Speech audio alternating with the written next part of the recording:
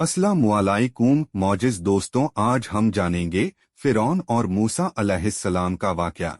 ये वही फ़िरौन है जो मूसा अलैहिस्सलाम की तालीमात और उनके दीन और अल्लाह ताला की नाफरमानी की वजह से अपने पूरे लश्कर के साथ दरियाए नील में तबाह हुआ। उसके बारे में बताने से पहले आपको ये भी बता दूं, आज मैं आपको फ़िरौन के महल की कुछ अजीबोगरीब कायदे के बारे में भी आपको बताऊंगा। हर बादशाह की तरह फ़िरौन ने भी अपनी हुकूमत में एक महल बनवाया जो बहुत आलिशान था, लेकिन उसके गुरूर और तकब्बुर की वजह से उसका महल तबाह हो गया। ये सब क्यों और कैसे हुआ, आइए इसके बारे में जानते हैं। फ़िरौन का जिक्र कुरान शरीफ में बनी इसराइल के ज़माने में आता है। फ़िरौन ने गुरूर और तकब्बुर की सारी हदें पार कर दी। मूसा अलैहिस्सलाम ने फ़िरौन को अल्लाह पाक की तरफ बुलाया, लेकिन वो अपनी तकब्बुर की वजह से अपने आप को खुदा कहना शुरू कर दिया, और यही वो वजह कि अल्लाह ताला ने फ़िरौन को पूरी दुनिया के लिए इबरत का निशान बना दिया और वो अपने पूरे लश्कर के साथ दरिया में तबाह हो गया। फ़िरौन की लाश आज भी पूरी दुनिया के लिए एक सबक है। आज हम तारीख की रोशनी में फ़िरौन की हकीकत जानेंगे। कुरान शरीफ में अल्लाह ताला ने फरमाया है, और हम फ़िरौन की लाश को महफूज रखेंगे ताकि वो आने वाले लोगों के लिए एक सबक हो। फ़िरौन की लाश 1898 में दरियाए नील में तबीसिया के करीब बादशाहों की आबादी के पास से मिला। बादशाहों की आबादी उस जगह को कहा जाता है जहां मिस्र के लोग अपने फ़िरौन को दफनाते थे। फ़िरौन की लाश को बादशाहों की आबादी से निकाला गया 1907 में, जब प्रोफेसर एलियट स्मिथ ने जब उसके जिस्म पर रिसर्च की तो उसके जिस्म पर बहुत नमक जमी हुई मिली, जिससे ये पता चल रहा था कि एक लंबे वक्त तक ये खारे पानी में रहा और इसकी लाश दरियाए नील में महफूज रही। प्रोफेसर एलियट स्मिथ ने उसकी पूरी लाश के बारे में अपनी किताब हुनुदशुदा लाशों जो 1912 में लिखी, उसमें लिखा है। उसका कहना है, भले फ़िरौन की लाश बहुत ही बोसीदा और शिकस्ता हाल में थी, लेकिन फिर भी वो एक अच्छे तरीके से महफूज की गई थी। माहिरों के मुकम्मल तफसीर के बाद फ़िरौन की लाश को काहिरा के अजायब घर में दुनिया वालों के देखने और एक सबक के लिए रख दिया गया है। काहिरा का अजायब घर इंसानी तहजीब का सबसे बड़ा अजायब घर जाना जाता है। इस अजायब घर में काबा शरीफ की सोने की चाबी और बहुत कीमती इस्लामी दीनार और कुरान शरीफ के बहुत से हाथ के लिखे नुस्खे, उस्मानिया दौर के ज़ुरूफ और भी बहुत से कीमती चीज़ें शामिल है। ये तो रही फ़िरौन की लाश की बात, जिसकी पेशेंगोई कुरान शरीफ से मिलती है। अब थोड़ा इस बारे में जानते हैं कि क्या वजह थी कि फ़िरौन आज भी इबरत का निशान बना हुआ है और साथ ही उसका महल भी इबरत का निशान बना हुआ है। फ़िरौनों ने मिस्र में 3000 साल तक हुकूमत की और मिस्र पर कुल 33 फ़िरौन गुजरे हैं। हर फ़िरौन की हुकूमत एक सदी तक रही है, जिसमें से हमारा आज का बयान आखिरी फ़िरौन के बारे में है। ये वही फ़िरौन था जिसका मुकाबला हज़रत मूसा अलैहिस्सलाम से हुआ, जो पानी में तबाह हुआ और उसके डूबने के बाद से ही फ़िरौनों की हुकूमत हमेशा के लिए डूब गया। फ़िरौनों की हुकूमत बहुत लंबे अरसे तक था।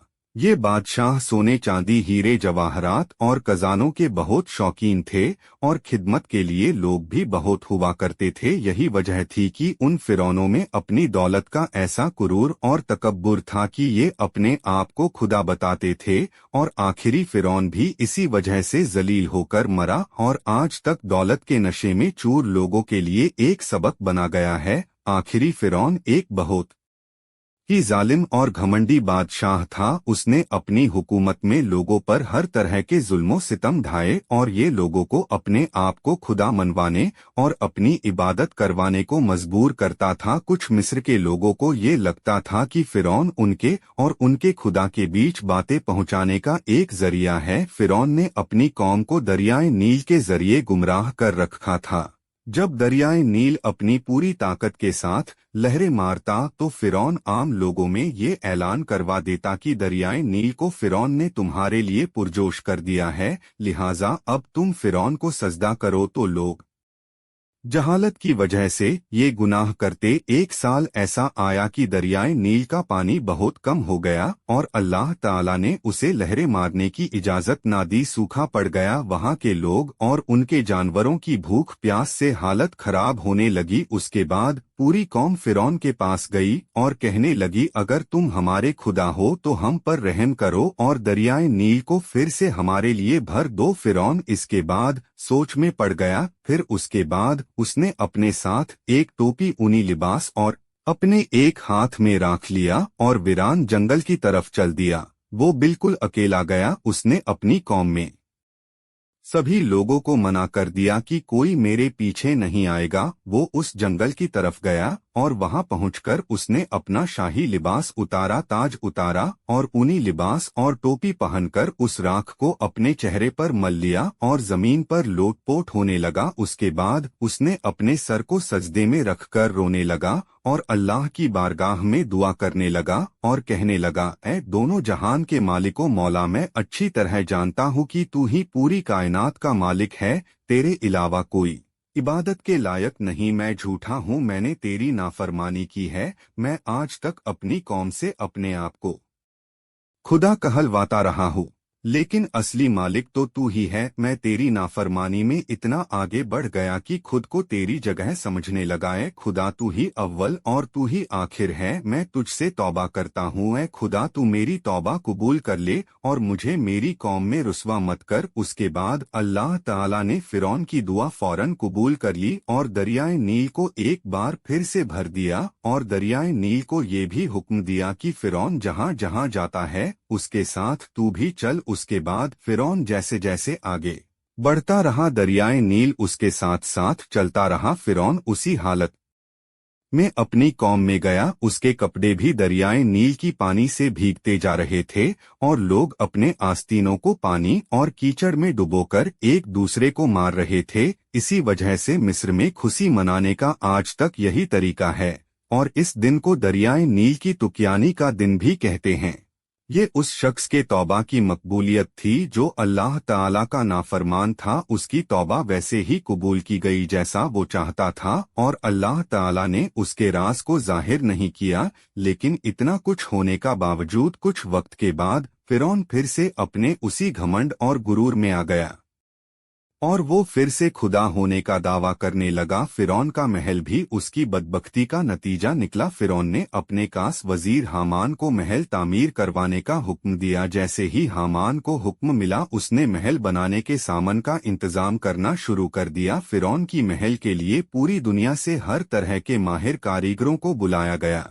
कहा जाता है कि कारीगरों के अलावा सिर्फ मजदूरों की तादाद की बात की जाए तो उनकी तादाद 50,000 के लगभग थी। इस महल की तामीर बहुत ही महारत से की गई। 7 साल के बाद महल की तामीर पूरी हो गई। हैरत की बात यह है कि उस महल की बुलंदी इतनी ज्यादा थी कि जब से ये दुनिया कायम हुई है उस महल की ऊंचाई की मिसाल नहीं मिली। ये महल फिरौन की ख्वाहिश के मुताबिक बनाया गया था। इस महल की खुफिया राज और भी बहुत सी चीजें अपने आप में एक मिसाल थी। जब महल बनकर तैयार हो गया तो फिरौन अपने घमंड में आकर हजरत मूसा अलैहिस्सलाम से गुस्ताखी की। मूसा अलैहिस्सलाम को ये सब कुछ नागवार गुजरा। अल्लाह ताला ने मूसा अलैहिस्सलाम पर वही नाजिल की, फरमाया, ए मूसा, आप इस बदबख्त को अपने जहन से निकाल दे और इसके बारे में ना सोचे। मैं इसके महल को एक लम्हे में बर्बाद कर दूंगा। फिर एक दिन फिरौन और उसके साथी महल के सबसे ऊंचाई पे चढ़कर आसमान की तरफ तीर चलाने लगे। उनका सोचना था कि वो मूसा अलैहिस्सलाम और उनके फरिश्तों को मार रहे हैं।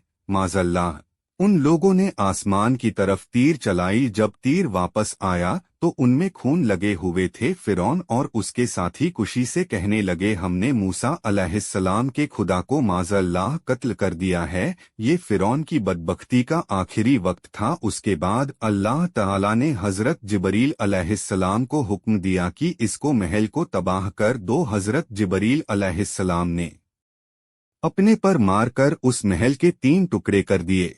जिसमें से एक टुकड़ा समुंदर में जाकर गिरा, दूसरा टुकड़ा शुमाल और तीसरा मकरिब में जाकर गिरा। एक रिवायत में ये भी आया है कि एक टुकड़ा फिरौन की लश्कर के ऊपर जाकर गिरा, जिसके नीचे दबकर लाखों फिरौनी मर गए। इस तरह से अल्लाह ताला ने फिरौन को तबाह कर दिया। जब फिरौन ने ये सब कुछ देखा तो उसको सब कुछ समझ आ गया, ये सब उसकी बदबख्ती का ही नतीजा है। तो उसने हजरत मूसा अलैहिस्सलाम से जंग शुरू कर दी। अल्लाह ताला ने मोजज़ा के जरिए उसे समझाने की कोशिश की, लेकिन फिरौन बाज नहीं आ रहा था और आखिरकार वो हजरत मूसा अलैहिस्सलाम का पीछा करते हुए दरियाए नील में तबाह हो गया। इस वाकया से सबक हासिल होता है, कभी भी दौलत और ताकत का घमंड न करो। सबका मालिक अल्लाह है, वो जिसे चाहे दौलत दे, जिसे चाहे इज्जत और जिसे चाहे जिल्लत। अल्लाह ताला ने फिरौन की लाश को दरियाए नील के अंदरूनी तह में महफूज रखा। उसके बाद दरिया ने उसे किनारे पर उगल दिया। आज भी फिरौन की लाश रखी हुई है ताकि लोग इससे इबरत हासिल कर सके। अल्लाह ताला की बारगाह में दुआ है, अल्लाह हम सबको घमंड और तकब्बुर से बचने की तौफीक दे और हम सबको बेहतर जिंदगी गुजारने का तरीका दे। हमें दुनिया में हर तरह के गुनाह से बचने की तौफीक दे। वीडियो अच्छी लगी तो लाइक करें और चैनल को सब्सक्राइब करें।